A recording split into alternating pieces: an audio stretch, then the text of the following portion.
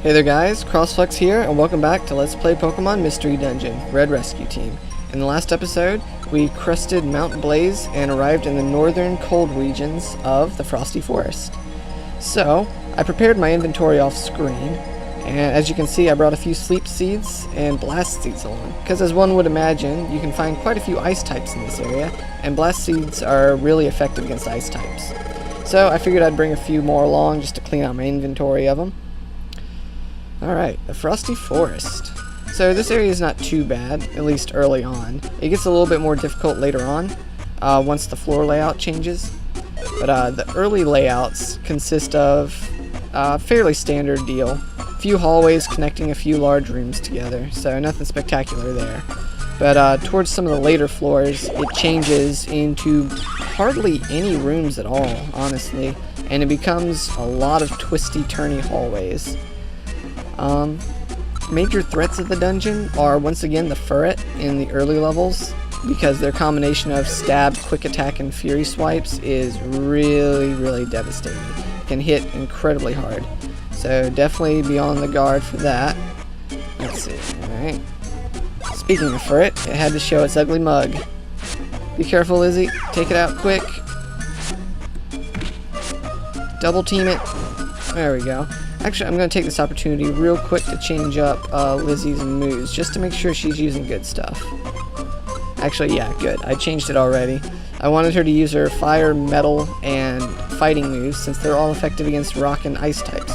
Because in addition to ice types, you'll find quite a few rock and ground type Pokemon here, so grass types aren't completely at a disadvantage in this dungeon.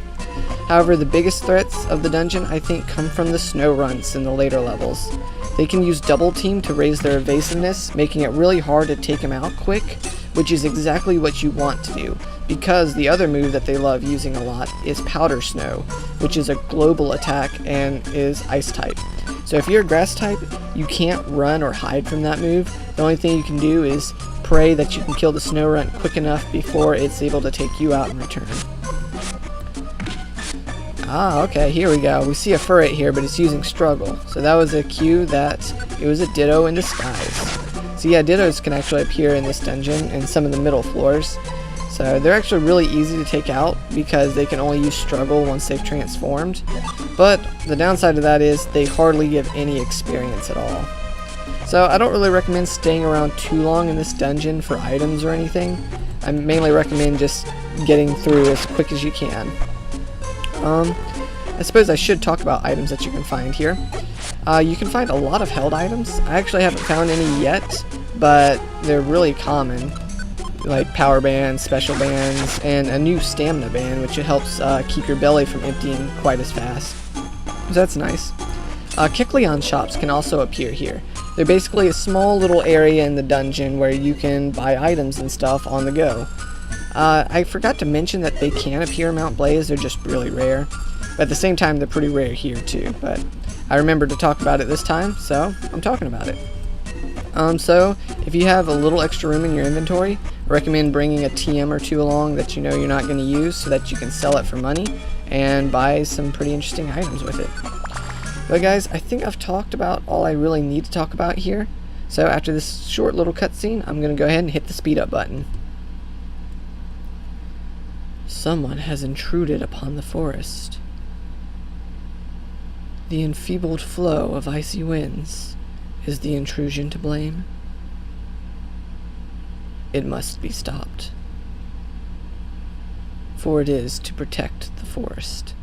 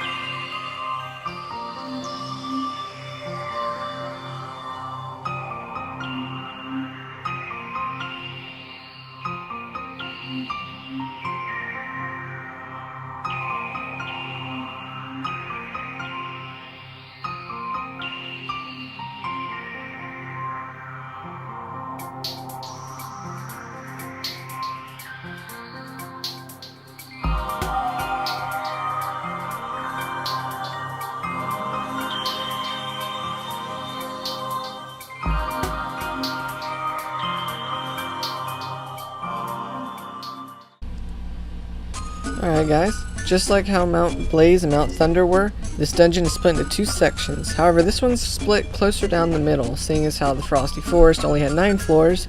The downside of that is the Frosty Grotto here is going to have 4 floors. And throughout this whole area, the weather condition will be snow, which boosts the movement speed constantly of ice types. Well, not actually that big of a deal, because there's no ice types to be found in this area. I know, really weird, right? But the only 2 Pokemon you can find here are Rhyhorn and Metang.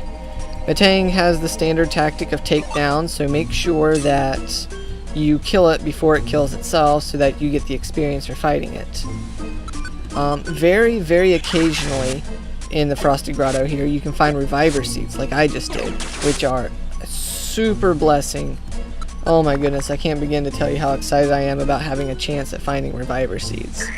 But other than that, gummies are pretty much the only other stuff you'll find here.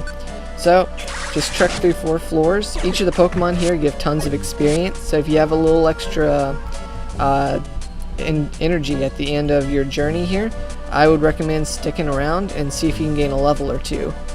Uh-oh. Now I have to swap with Lizzie. Oh, hopefully she'll be okay. Where is she? All the way over there. Okay, well, hopefully she can handle herself. With that guys, I think I'm going to go ahead and speed it up though, because there's not too much else to say about the Grotto. So, I'll see you on the other side.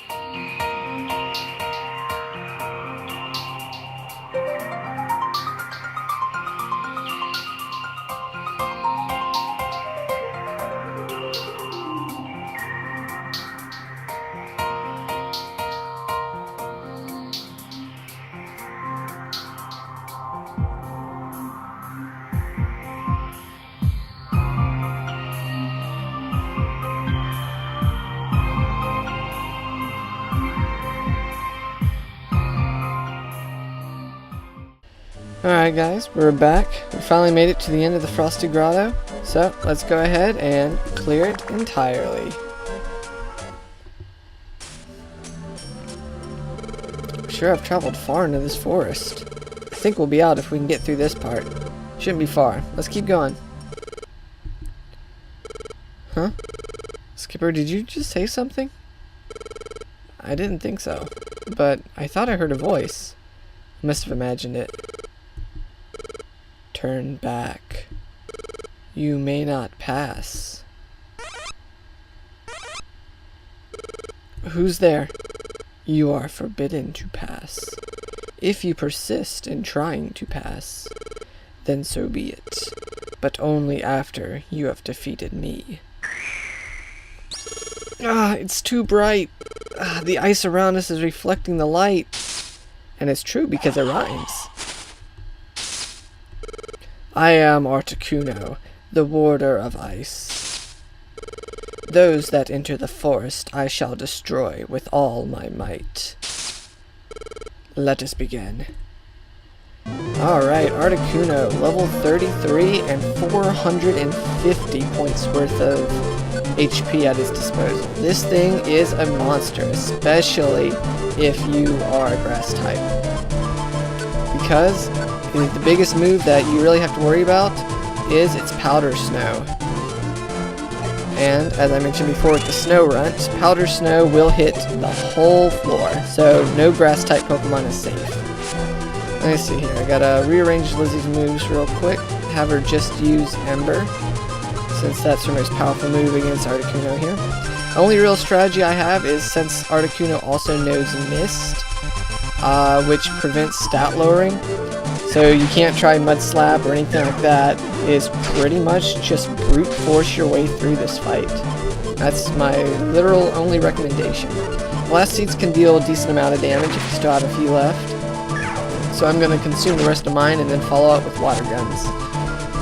Alright, come on Lizzie, we can do this. Luckily, I found a reviver seed on the way up here, so I might have a fighting chance if I just brute force it. Alright, and luckily it hasn't been using agility very often. I believe it only used it once or twice at the very start of the fight. Other than the powder snow, it doesn't really do too much damage with its gust attack. So you shouldn't have to worry too much about taking full frontal assault. So I recommend having both you and your partner be up in Articuno's face, since again, powder snow can hit you anywhere on the map anyways. You might as well be in melee range so that you can deal damage in return. Ooh. Please, Articuno, we have to get through, no matter what it takes. Please let us pass. No, I cannot allow your passage. Why? Why can't we pass? The frigid forest's air. It has warmed considerably in recent times. Warmed up? I'm still freezing. The flow of frigid air has been disturbed in the forest. Snow has started to melt. Snow is melting. Snow that has never melted before. This has never happened, even once. Then you appeared in the forest. Is this not your doing? We don't have anything to do with that. It's a coincidence. Please, Articuno, hear me out. It isn't our fault that the snow started melting here. It's not just here. Natural calamities are taking place everywhere right now. The forest's frigid airflow would have been disturbed even if we hadn't come here. Is that all? You expect me to believe that? Enough of your foolish talk. Prepare for your end. Jeez, stop it. Absol, there is nothing false in what they said. Calamities are indeed occurring in nature everywhere. Is that true? Yes. I have the ability to sense natural disasters. The calamities taking place now are of a special nature. I've never experienced such before. So there are calamities besides this. Fine. I will choose to believe you. You may pass. Articuno. However, you must try to prevent the calamities from spreading. I'm counting on you. Yep, we promise. Phew, that was close. Thank you. You saved us. Rather than saying thanks, focus on stopping the calamities before they worsen. If they are left unchecked, worse will befall us. My instinct warns me so. I sense the terrible power of the natural calamities. I was led here by my feelings of foreboding. I think it would be best if we combined forces. I will join you. Huh? You will, really? Really. To put an end to the calamities, cooperation is vital. Let me lend you my powers. Thanks, Absol. Alright. So even though we can't normally recruit during the main story missions here while we're on the run, we do get one party member. And it's well worth the wait, too. I think I'm going to name my Absol Grim. But guys, I think I'm going to have to call it here. Thanks so much for watching, and we'll pick up and see how well Absol does on their team in the next episode. Have a blessed day, and I'll see you then.